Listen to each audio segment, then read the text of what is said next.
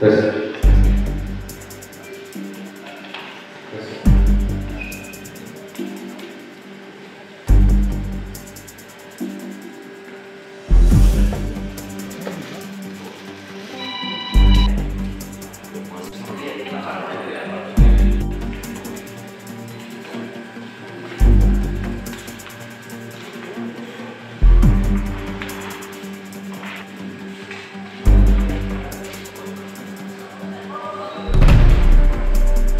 13,33,6 gram.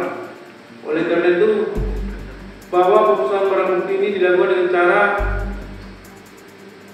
dimasukkan dalam blender, karena seperti ganja hanya total sebanyak 113, jadi kita bersamaan kita blender, jadi kita bakar, kita mengantisipasi efek dari asap yang akan kena ke warga yang ada di sekitar kita. Selanjutnya blendernya akan dinyalakan sesuai dengan mekanisme yang nanti saya persiapkan.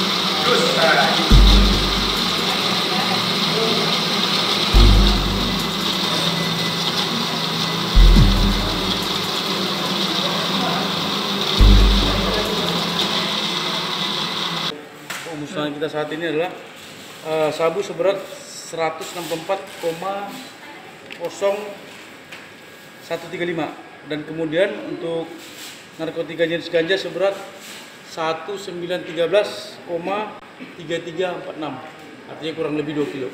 Itu dari berapa tersangka, Bang? Ini dari 10 tersangka yang diamankan pada saat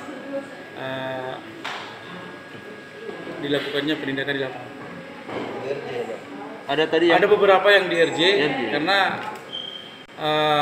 barang bukti tetap kita musnahkan, namun para pelaku sebagaimana diatur dalam SEMA 04 tahun 2010 tetap kita RJ-kan karena memang penyalahgunaan.